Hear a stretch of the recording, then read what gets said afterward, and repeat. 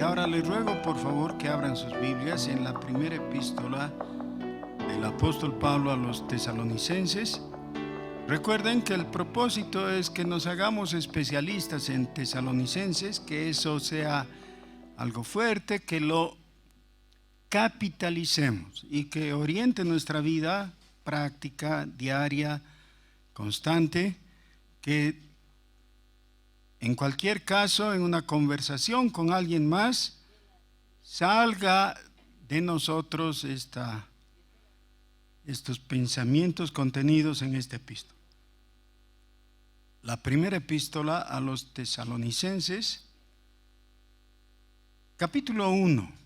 Y yo sé, ya estábamos viendo el 4, pero ahora vamos a retroceder. Capítulo 1, desde el versículo 4.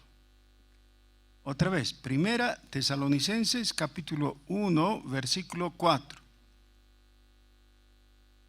Porque conocemos, hermanos amados de Dios, vuestra elección, pues nuestro evangelio no llegó a vosotros en palabras solamente, sino también en poder, en el Espíritu Santo y en plena certidumbre, como bien sabéis cuáles fuimos entre vosotros, por amor de vosotros. Y vosotros vinisteis a ser imitadores de nosotros y del Señor, recibiendo la palabra en medio de gran tribulación, con gozo del Espíritu Santo, de tal manera que habéis sido ejemplo a todos los de Macedonia y de Acaya que han creído. Porque partiendo de vosotros ha sido divulgada la palabra del Señor, no solo en Macedonia y Acaya, sino que también en todo lugar vuestra fe en Dios se ha extendido, de modo que nosotros no tenemos necesidad de hablar nada, porque ellos mismos cuentan de nosotros la manera en que nos recibisteis y cómo os convertisteis de los ídolos a Dios, para servir al Dios vivo y verdadero, y esperar de los cielos a su Hijo, al cual resucitó de los muertos, a Jesús, quien nos libra de la ira venidera. Oremos. Señor, llévanos ese paso más de profundidad que necesitamos en tu palabra, para no quedarnos en la superficie y escuchar simplemente frases, pensamientos y no aquilatarlos, no apropiarnos de ellos. Por favor, Señor, danos la mente que nos identifique con los tesalonicenses. Que todos nosotros podamos pensar que esto está escrito para nosotros también. Ayúdanos, Señor, por tu Espíritu, en el nombre de Jesús. Amén.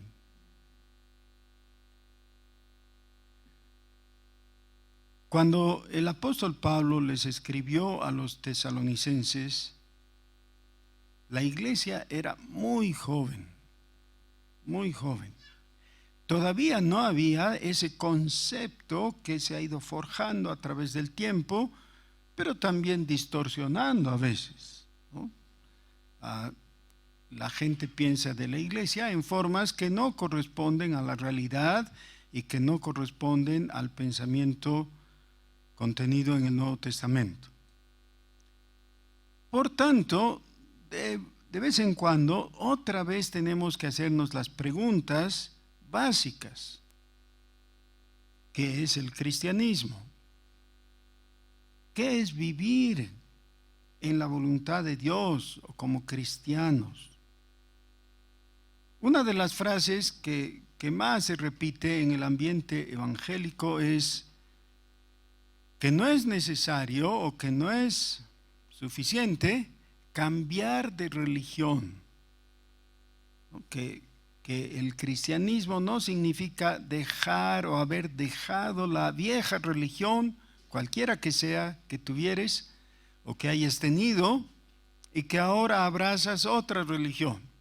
Y por eso dicen, el cristianismo no es religión. Pero esa es una imprecisión, porque técnicamente el cristianismo es una religión, ¿ya? Porque está compuesta de cosas que se hacen, que se creen, que se siguen, y todo en la definición propia de una religión concuerda. Claro, el problema es que si se queda en religión solamente, entonces puede ser algo vacuo, ¿no? Tiene que tener contenido, y ese contenido es, en resumen, la fe en Jesucristo. Ahora, fíjense, al escribirles el apóstol Pablo a los tesalonicenses, les está diciendo varias cositas que nos gustaría mucho que realmente lleven nuestra dirección, que podamos pensar, esto viene para mí, a mí me lo está diciendo. Por ejemplo, el mismo versículo 4 con el que comienza el pasaje que hemos leído. Dice, porque conocemos, hermanos amados de Dios, vuestra elección. Y por supuesto, ahí por lo menos hay dos pensamientos que nos encantan, o debieran encantarnos. Todos nosotros debíamos estar muy felices con la posibilidad de que alguien nos diga algo así. Hermano, tú eres amado de Dios, amado de Dios. ¿No les produce ni una sonrisa de, tú eres alguien a quien Dios ama? Qué lindo. Pero luego va más profundo. Dice, vuestra elección. Quiere decir, conocemos de vuestra elección. Sabemos que ustedes son elegidos. Ese es uno de los problemas que inevitablemente enfrentan las personas que en algún momento han definido su vida como cristiana. Y muchos se preguntan, ¿pero para qué voy a creer? Y si no soy predestinado, igual me voy a ir al infierno, ¿no? Como que Dios fuera un Dios de confusión, que te guíe a la conversión, pero no te haya predestinado. No hay ese caso, es solamente un dilema teórico, porque el mismo apóstol Pablo en Romanos capítulo 8 dice que a los que antes conoció, a ellos también los predestinó. Y a los que predestinó, a ellos también llamó. Y a los que llamó, a ellos también justificó. Y a los que justificó, a ellos también glorificó. Quiere decir, la obra es completa. No hace el Señor una cosa y se queda a medias, como tantas veces nosotros vemos, ¿no? Todos nosotros tenemos algún vecino que ha comenzado su construcción con mucho entusiasmo y bombos y platillos y ha chayado y todo, y luego se queda en esqueleto, ¿no? En obra gruesa. Y ahí se queda y se va a quedar porque no puede. Ha llevado al extremo sus posibilidades y no ha podido concluir. Nunca Dios hace eso, porque Él es todopoderoso. Y entonces la bendición es que aquel que comenzó en ti la buena obra, la culminará hasta el día del Señor. Entonces, Él va a hacerlo. La cosa es saber si tú eres un elegido o no. Si tuviéramos a los 12 apóstoles aquí y de repente escuchamos desde atrás la voz del Señor Jesús diciéndoles estas palabras: no os escogí yo a vosotros los 12. Estoy en Juan 6 ahora en mi mente, ¿no? No os elegí a vosotros los 12 y uno de vosotros es diablo. Ah, qué grave, ¿no? Gravísimo.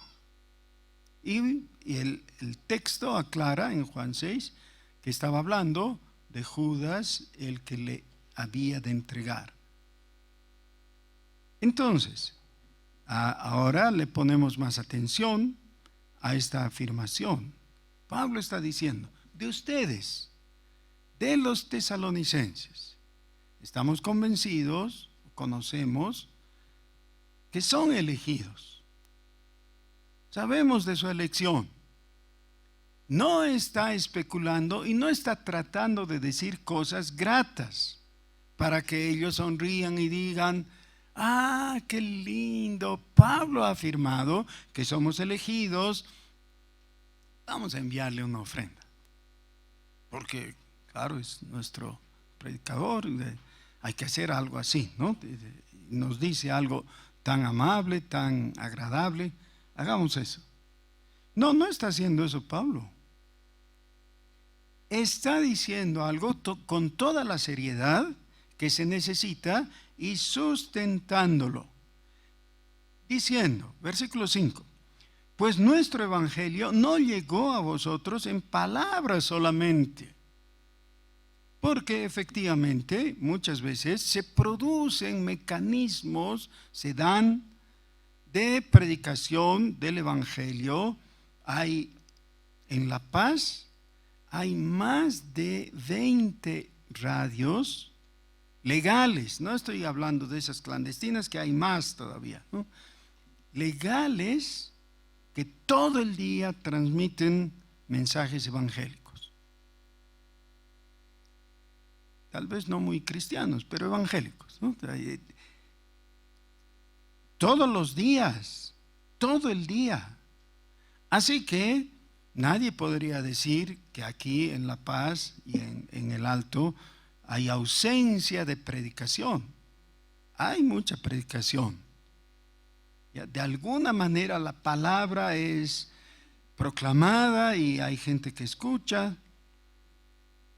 La calidad uno puede discutir y todo, pero ¿qué es lo que pasa? Aquí en el versículo 5 dice que no solamente con palabras, sino con poder. Menciona 3 elementos. Dice, en poder, en el Espíritu Santo y en plena certidumbre. Y da la base moral que tiene que acompañar a esa predicación. Dice, porque nos hemos comportado de la manera que ustedes saben. Y luego declara qué es lo que no han hecho y todo eso. Por eso, versículo 6, vosotros vinisteis a ser imitadores de nosotros y del Señor. Es decir, ha habido fruto, ha habido un resultado. La predicación ha logrado que haya un cambio. Ellos antes se portaban como paganos que eran, ahora se portan como han visto que se portaba el apóstol, y el apóstol lo hacía en imitación del Señor Jesús. Y se constituyen a su vez en ejemplo a todos los de Macedonia, dice el versículo 7, y a los griegos, es decir, a los de Acaya. Ahora, qué lindo poder decir a alguien, oye, tienes que mejorar, puedes hacerlo, puedes lograr. Mira el ejemplo de tal, aunque los ejemplos muchas veces son odiosos, ¿no? Como entre los hermanos, por ejemplo, uno le dice a uno de los chicos, ¿por qué no te portas como tu hermano? Entonces ya lo odia, pues. Pero más allá de eso, el poder mostrar un paradigma, un ejemplo de alguien que se porta bien, es muy valioso. Y eso es lo que les está diciendo. Ustedes, los tesalonicenses, han sido hasta aquí de tan buena conducta que cuando yo tengo que citar a alguien para imitar, ustedes son el modelo. Ustedes. Qué bien. Pero luego explica un poco más, y esto creo que es vital y es el motivo de nuestro sermón. Versículo 8. Dice, porque partiendo de vosotros ha sido divulgada la palabra del Señor, no solo en Macedonia y Acaya, sino que también en todo lugar vuestra fe en Dios se ha extendido, de modo que nosotros no tenemos necesidad de hablar nada. Quiere decir, los tesalonicenses han recibido con tanto entusiasmo la palabra del Evangelio predicada por el apóstol, que cuando el apóstol ha llegado a otro lado y ha querido predicar, le han dicho: "No, ya sabemos eso, ya nos lo han dicho". ¿Quién? ¿Quién se ha adelantado a mí? Los tesalonicenses.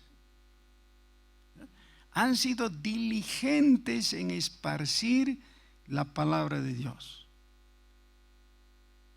Yo he conocido a, no unos pocos, varios hermanos, cuyos hermanos en la carne se han enterado de que eran cristianos 10 años después o más. Hemos conocido a una señora, una hermana, que después de varios años de estar casada, en una conversación con otras personas, entre ella y su esposo se han sorprendido mutuamente diciendo: "Ah, qué interesante, somos cristianos". ¿Cómo puede ser eso? A mí me parece muy extraño. Nadie que pase contigo un día tendría que no saber que eres cristiano. Claro que tendría que ser el primer dato, entre los primeros datos que tenga de ti. No solamente en palabras, como dice aquí, sino en ejemplo. Y ahora veamos por qué. Versículo 9. Porque ellos mismos cuentan de nosotros la manera en que nos recibisteis. Es decir, en el encuentro que hubo entre Pablo y su equipo apostólico, que llegó a los tesalonicenses, la actitud receptiva de los tesalonicenses fue notoria. Los tesalonicenses les recibieron a ellos como debe ser, ¿ya? Con expectativa, con atención, con retribución de cuidados, etc. Y esto llegó a ser conocido por los demás. Hace años fuimos con un equipo misionero al pueblito de Irupana, uno de los lugares más lindos de nuestro país, hermoso. Y fuimos visitando casa por casa. Y era muy interesante porque realmente Dios había preparado a esa gente. Y a veces estábamos en una casa y el vecino de al lado, que no habíamos visitado todavía, nos hacía llamar.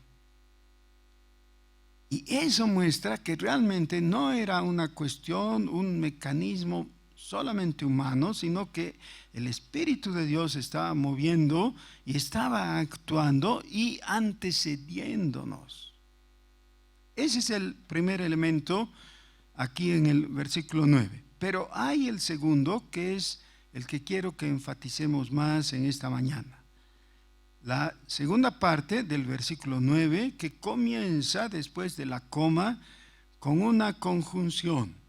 Y dice: "Y cómo os convertisteis de los ídolos a Dios".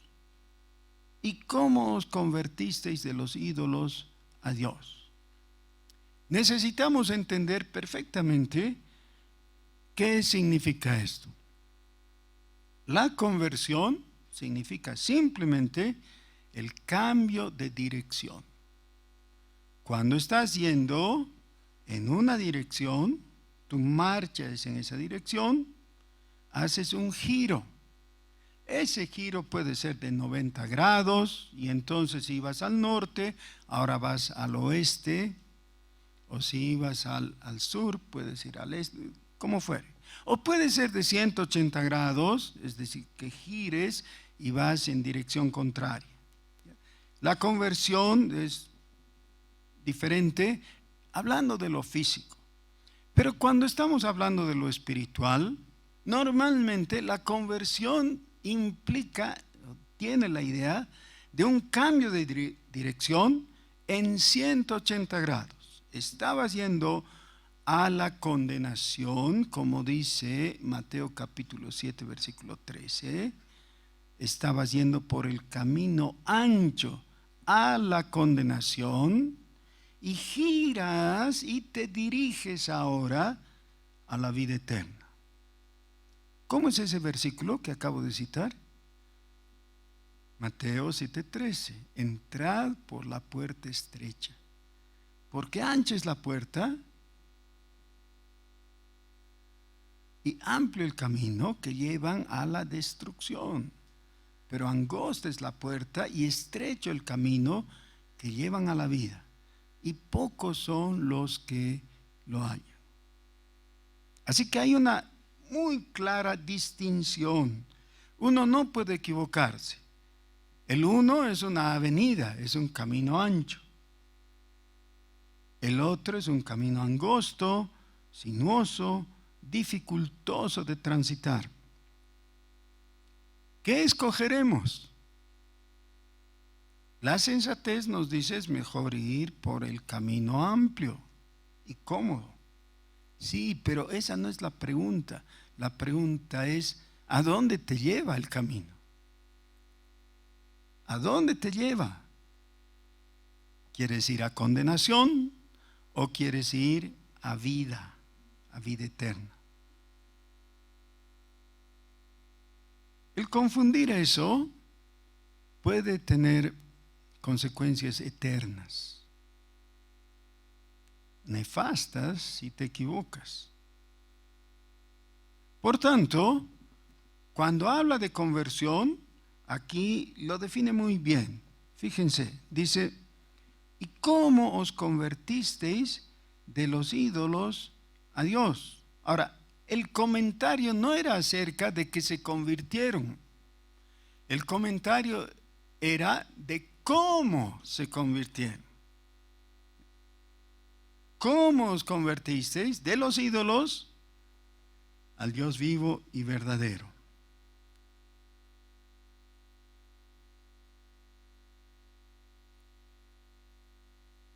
La mayor parte de nosotros correspondemos en lo que un sociólogo denominaría la clase media. También muchos de nosotros podemos ser clasificados y reconocidos como gente honorable y decente en general. Tal vez hayan algunas excepciones y los leopardos tienen manchas, ¿no? Pero gente de medio pelo que se porta bien, que vive honradamente, ¿no? La mayor parte de ustedes son profesionales y tienen su título colgado en la pared y todo eso, ¿no? Entonces, eso nos crea un problema. Y el problema es que cuando se habla de conversión, nos cuesta mucho traer claridad a nuestra mente y saber en qué, de qué estaba haciendo mal. Y tú piensas, por ejemplo, dices, yo soy una ama de casa,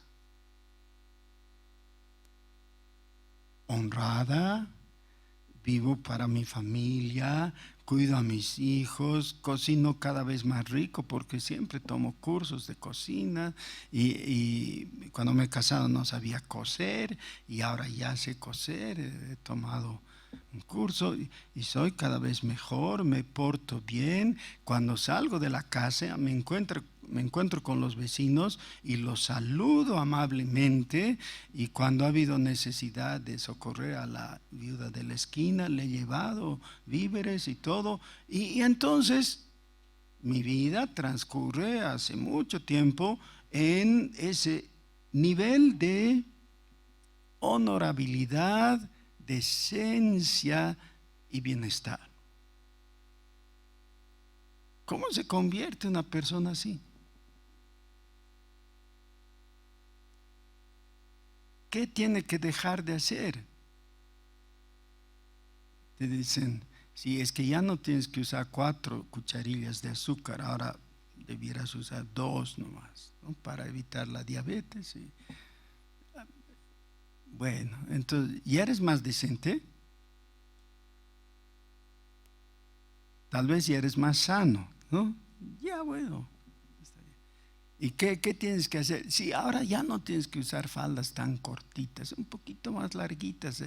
Si uso más larguitas, ¿ya soy más decente? Sí, ya, más larguitas. Entonces, está bien. ¿Y qué otros cambios hay que hacer? Y entonces nos gusta encontrarnos entre nosotros y mirarnos y saludarnos y casi nos tratamos como en el Parlamento, ¿no? Honorable.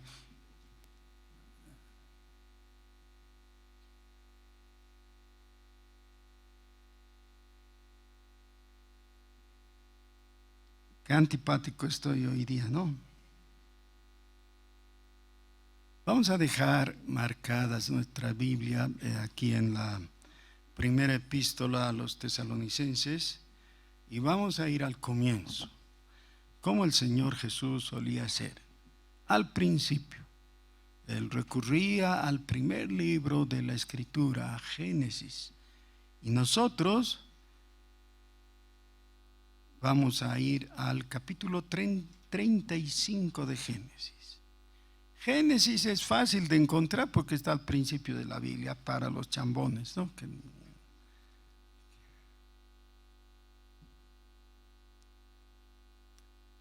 Y vamos a tener entonces un dedito marcando la primera epístola a los tesalonicenses y el otro dedito aquí en Génesis capítulo 35. Pero antes de leer el texto, permítanme, quiero contarles lo que viene antes. Un par de capítulos antes, se nos cuenta que Isaac, el hijo de Abraham, tuvo 2 hijos. Entre los 2 hijos no se llevaban bien. El uno, Esaú, era el primogénito, pero Jacob, el segundo, había nacido con segundos o muy poco tiempo de diferencia y no estaba conforme de no ser el primogénito. Entonces tenía envidia de su hermano y codiciaba su posición de primogénito. Y recibía aliento de parte de su mamá. Su mamá lo prefería a él, se llamaba Jacob.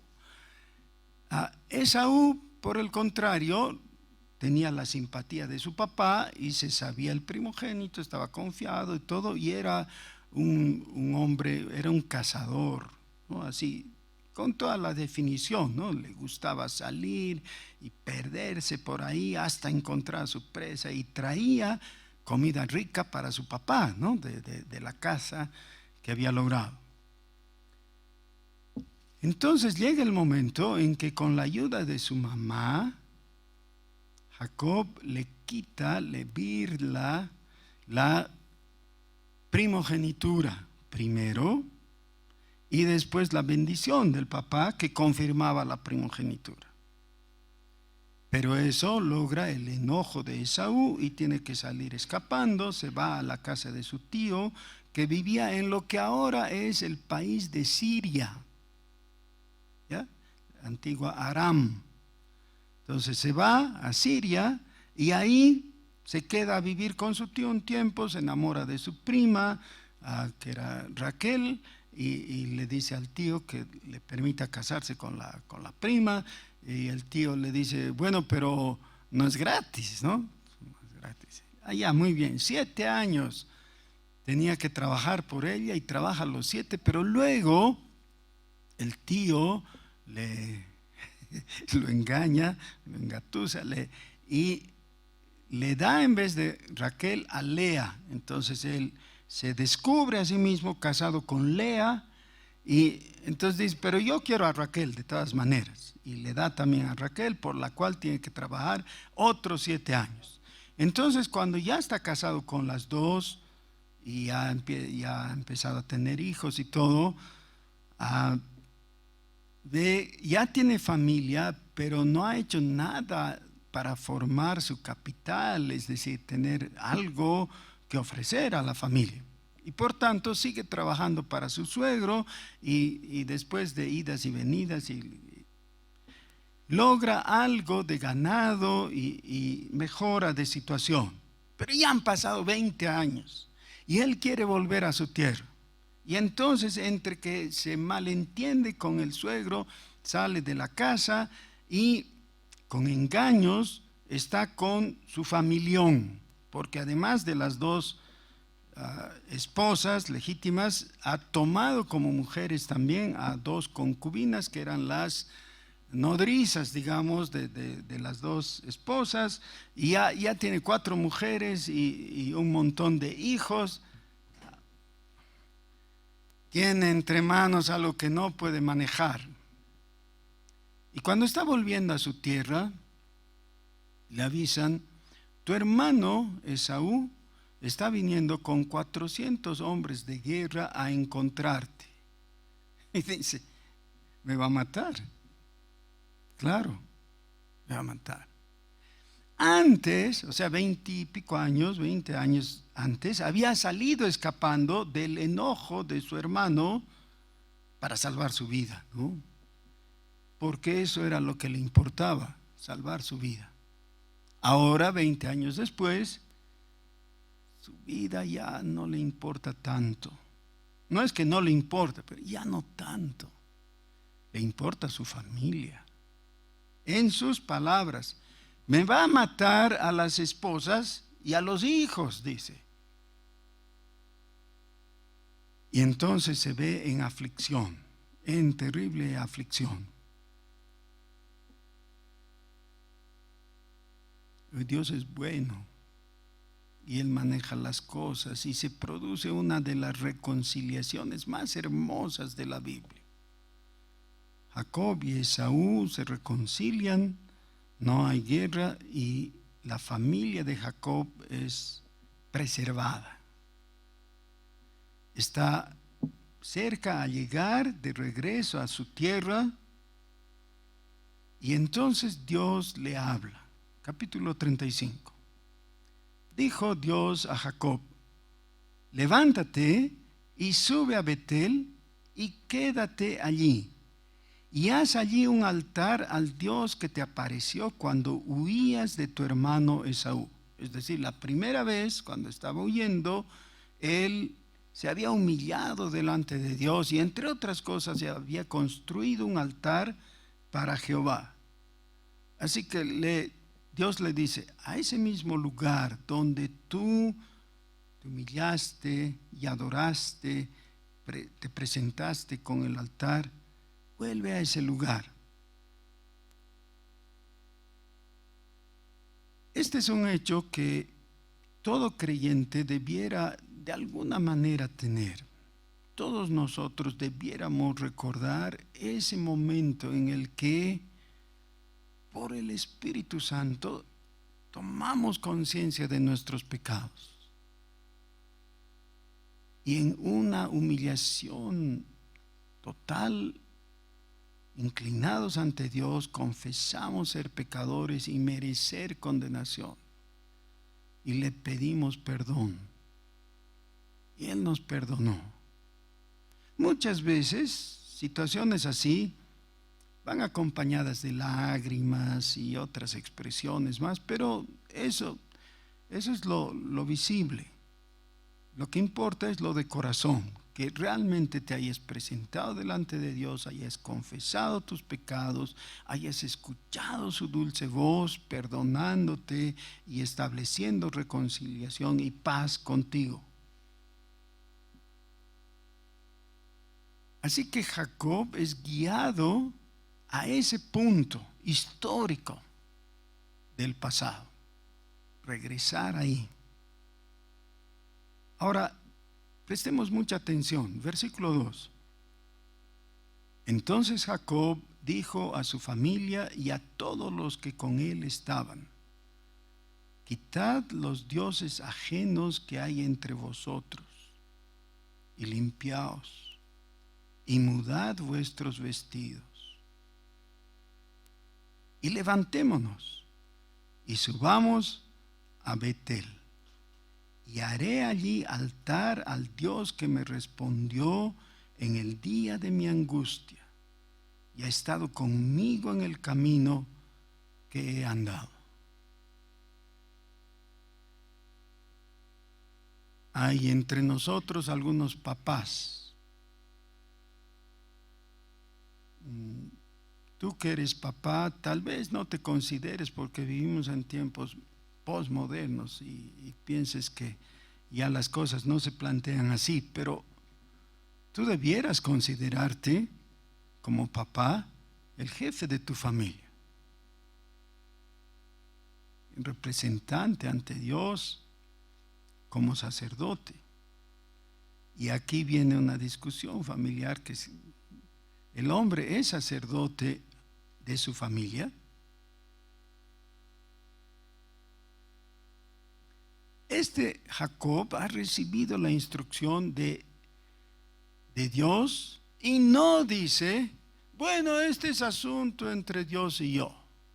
La salvación es personal, es individual. Ellos que vean por sí mismos qué me importa, ¿no? O tal vez no que me importa, pero bueno, si quieren. No, él asume el mando. Dios le ha hablado a él y él es el jefe. Y les dice a los suyos: así va a ser. Vamos a adorar al Dios vivo. Así que hay algunas cosas que ustedes tienen que hacer para de aquí en adelante cambiar. ¿Qué tenían que hacer? Primero que nada, quitad los dioses ajenos que hay entre vosotros. Hermanos, vivimos en un país cuyo pueblo es sincretista y es idólatra. Esa es nuestra realidad. Podemos estar de acuerdo o no, pero esa es la realidad. Bolivia es desgraciadamente un país lleno de idolatría. Eso es. Y está mal. Y si lo decimos tenuemente y con ambigüedades y todo, nos hacemos cómplices de eso. Está mal. La idolatría ofende a Dios. Hay dos mandamientos relacionados con este pecado de la idolatría: el primero y el segundo de la ley de Dios. Por tanto, nadie hable de conversión y nadie hable de ser cristiano si no da este paso. Este paso es vital. En palabras del Antiguo y del Nuevo Testamento reiterado: no podéis servir a dos señores. En el Sermón del Monte el Señor Jesús lo establece claramente.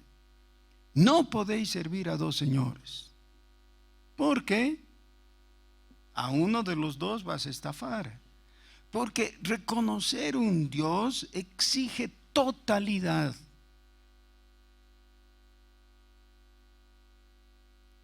Jacob no les dice: vamos a hacer una asamblea y votar democráticamente, a ver quiénes están a favor de Jehová, quiénes están a favor de Baal, por decir algo. No. Vamos a adorar a Jehová. ¿Por qué? Yo sé que están pensando: este pastor muy cerrado, que ya estamos viviendo en el siglo XXI, ya hay que ser más plurales. Los plurales se van al lago de fuego. Eso es, Dios no va a aceptar pluralismos religiosos ni doctrinales. No hay dos verdades, hay una verdad. La verdad es Jesucristo. Si quieres compartir la verdad de Jesucristo con cualquier otra cosa, en realidad no estás en salvación. En salvación significa de la mano de Jesús únicamente. Eso es todo. ¿Cuál es la instrucción precisa que les da Jacob a los suyos? Quitad los dioses ajenos que hay entre vosotros. Quitad los dioses ajenos que hay entre vosotros. Es posible que algunos digan, pero yo no tengo dioses ajenos, es decir, no tengo ídolos y no reconozco a otros dioses. Veamos. Cuando el Señor Jesús dijo eso, ¿a qué otro Dios se estaba refiriendo? Por supuesto, el un Dios es el Padre Celestial. Pero ¿a cuál otro Dios se estaba refiriendo Jesús?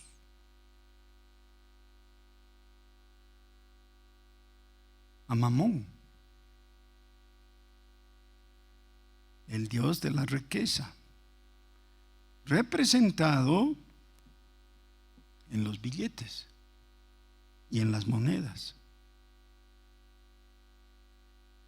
¿Se acuerdan cuando los fariseos fueron a tentarle y le dijeron si era lícito dar tributo al César? Lo que hizo el Señor Jesús fue pedir que le dieran una moneda y les dijo, ¿qué figura hay en la cara de la moneda? Y ellos respondieron la verdad, la cara del César.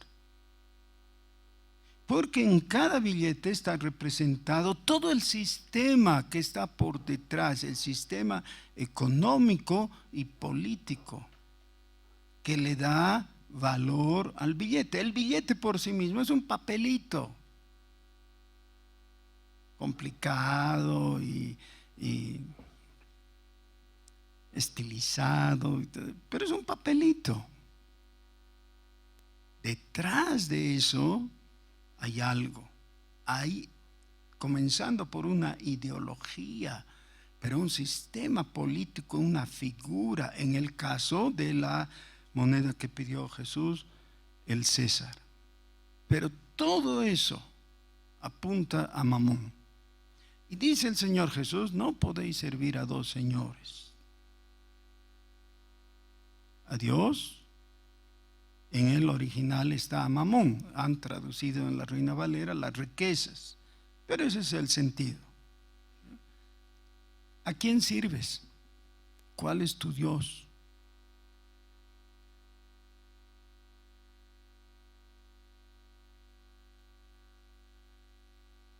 ¿Qué significa eso? ¿Que es prohibido manejar billetes o tener monedas en el bolsillo? El aspecto físico es secundario, es decir, que tengas billetes en tu billetera o en tu bolsillo, ese no es el asunto. El asunto es de tu confianza que refleja la atención y el servicio que le das. Veamos, ¿cuánto de nuestro tiempo está destinado para obtener los billetes? La mayor parte del tiempo. ¿Y por qué tantas veces cuando alguien requiere de ti que hagas algo, o que digas algo, que vayas, que dices, no tengo tiempo? ¿No tienes tiempo?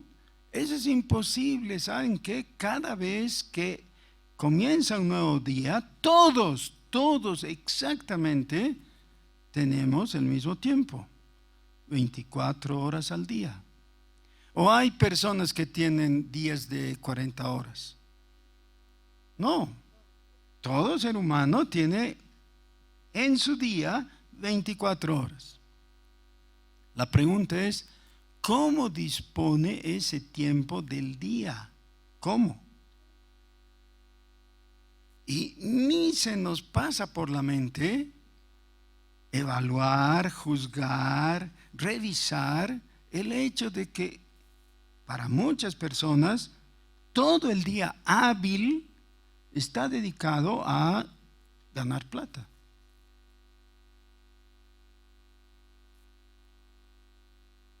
Todo lo que pueden, aparte de comer y dormir y qué sé yo, alguna otra cosita, es para ganar plata. Y no tienen la menor vergüenza. Y si les dices algo, te dicen, pero hay que comer. Como totalmente legítimo. Lo que yo hago, cómo distribuyo mi tiempo, es totalmente legítimo, porque no estoy haciendo nada malo. Estoy trabajando para ganar plata.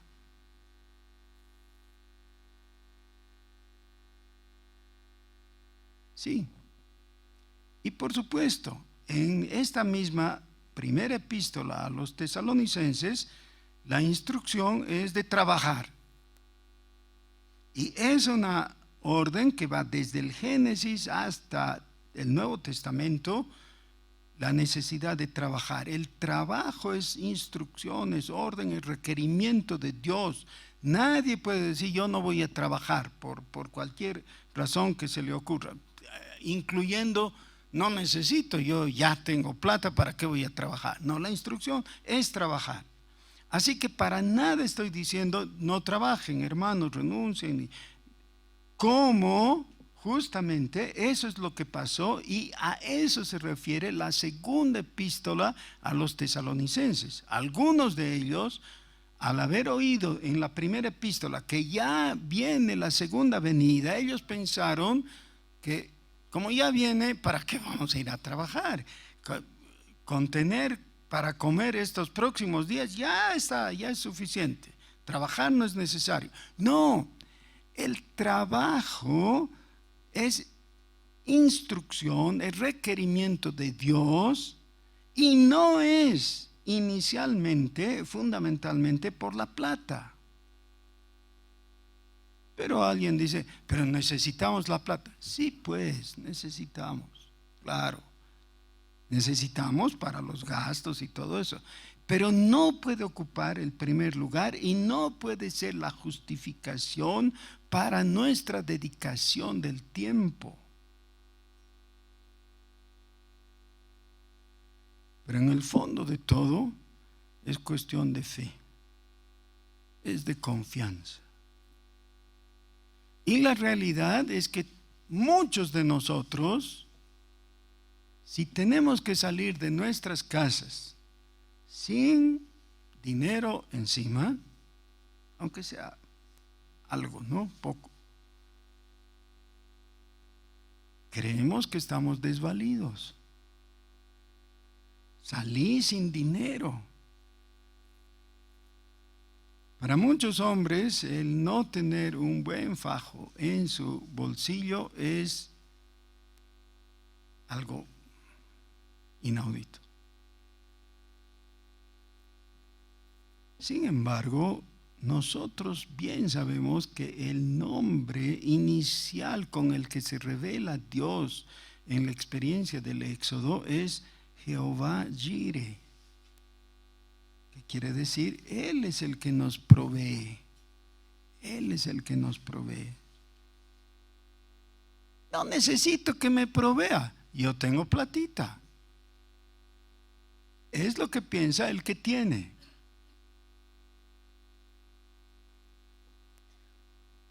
Por eso, la conversión aquí está descrita en estos términos que necesitamos observar con mucha atención.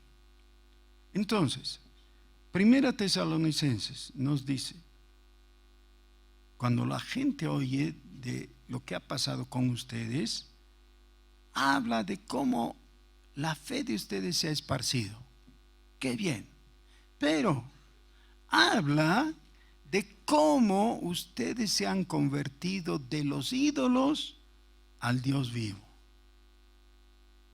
Porque eso es sorprendente. Convertirse de los ídolos al Dios vivo es sorprendente. Bueno, para que entendamos mejor eso, hemos ido al Génesis y hemos visto qué es lo que hace Jacob con su clan ¿Y qué es lo primero que tiene que hacer? Tiene que dar evidencias de esa conversión. Y entonces la primera medida es eliminar físicamente los ídolos. Versículo 4 del capítulo 35 de Génesis. Y dieron a Jacob todos los dioses ajenos que había en poder de ellos. Quiere decir que no eran pocos, ¿no? Dice todos. Y los zarcillos que estaban en sus orejas. Y Jacob los escondió debajo de una encina que estaba junto a Siquem. Dejaron sus ídolos enterrados, los abandonaron. Hermanos, si alguien quiere aproximarse a mí y charlar conmigo después del culto, que no sea para preguntarme dónde está esa encina para ir a buscar el tesoro, porque yo tampoco sé. Y no queremos encontrar eso, ¿no es cierto? Versículo 5. Y salieron, y el terror de Dios estuvo sobre las ciudades que había en sus alrededores, y no persiguieron a los hijos de Jacob. Miren, hay ya un efecto inmediato de carácter espiritual, invisible para ellos, pero notorio. En una tierra hostil, ellos no fueron molestados por sus vecinos que se podrían haber sentido agraviados o amenazados. Nadie les hace nada. ¿Por qué? Están guardados, porque ahora todos ellos están comenzando el camino del reconocimiento del Dios vivo, que es el único que merece toda adoración. Esta experiencia de Jacob, con las modificaciones propias de las situaciones que tenemos ahora, debiera ser la experiencia de todos nosotros en nuestra familia. En cada una de nuestras casas debiera haber una limpieza, no ídolos, no ídolos. ¿Cómo pretendes agradar a Dios y mantener tu ídolo? Y decir, es que era de mi abuelita, ¿no? Que es la tradición familiar. No ídolos, sácalos, bótalos, rómpelos, quémalos, haz lo que sea, pero deshazte de eso, no ídolos. ¿Y cómo os convertisteis de los ídolos a Dios? El final del versículo 9 de 1 Tesalonicenses 1 da una frase final que casi parecería, ¿para qué es ahí? Dice, para servir al Dios vivo y verdadero. Y ese es el objetivo. Ese es el propósito. ¿Para qué? Si alguien te pregunta, ¿y para qué me he de convertir? ¿Para qué me he de convertir? Muchas veces improvisamos respuestas, pero es mejor que tengamos la respuesta bíblica. Este es el objetivo, para servir al Dios vivo y verdadero. ¿Y sabes qué? Para eso ha sido creado. Para eso ha sido creado.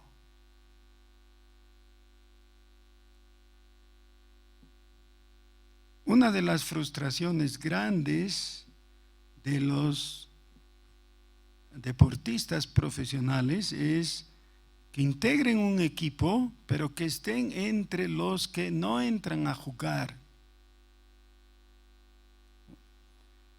El equipo tiene 11 jugadores y llevan 15 o algo más y van como suplentes, ¿no? Y a veces nunca les invitan a entrar. Y entonces quedan muy frustrados. Alguna vez yo pensé, pero qué problema, igual les pagan, ¿no es cierto? Y les pagan bien, bien. No tienen que jugar, entonces no hay problema porque les pagan. pero no están felices, porque ellos quieren jugar. En realidad se han dedicado a eso porque quieren practicar ese deporte. Ir para ser observador nomás, aunque esté bien pagado, no tiene gusto, ¿no es cierto? No tiene chiste. Hay que participar. ¿Para qué ha sido creado?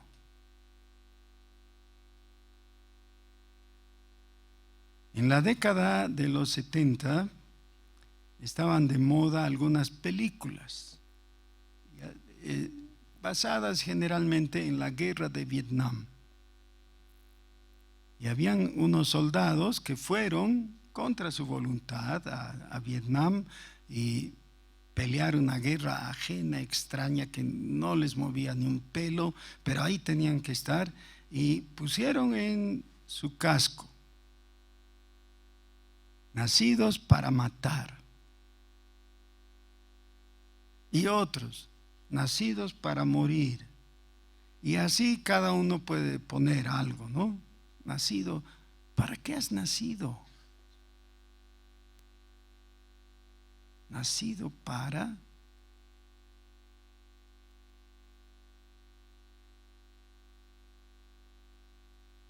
No, tienes que dar respuesta.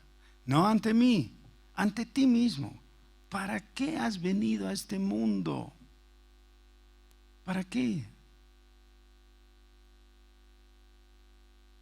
Si no sabes, ahora tienes que aprender. Anota en tu agenda: yo he sido creado para servir al Dios vivo y verdadero. ¿Tú para qué has sido creado? ¿Para qué? ¿Para buscar placer? ¿Para tener gloria? ¿Para tener mucha riqueza? ¿Para qué? No importa la respuesta que des, todo eso te va a traer insatisfacción. Eso es lo que dice Eclesiastés. El rey Salomón dice: todo lo que he querido he tenido, todo.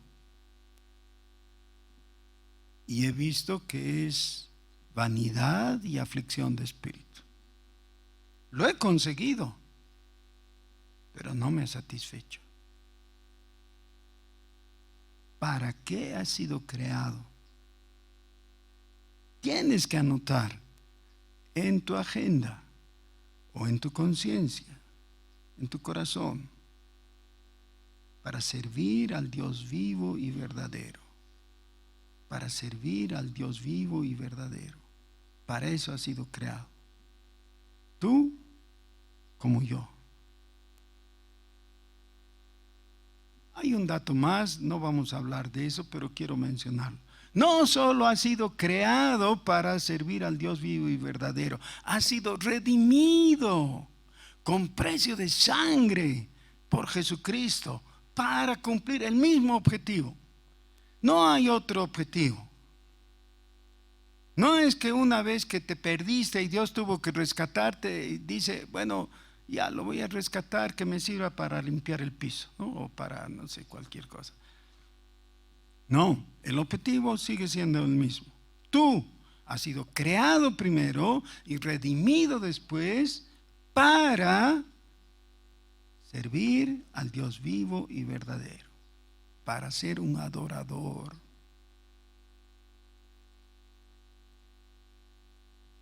Pero no vas a poder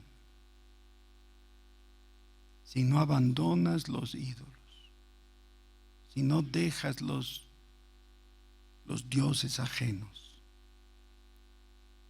Un solo Dios hay, y uno solo que merece toda nuestra adhesión, confianza, admiración, fe.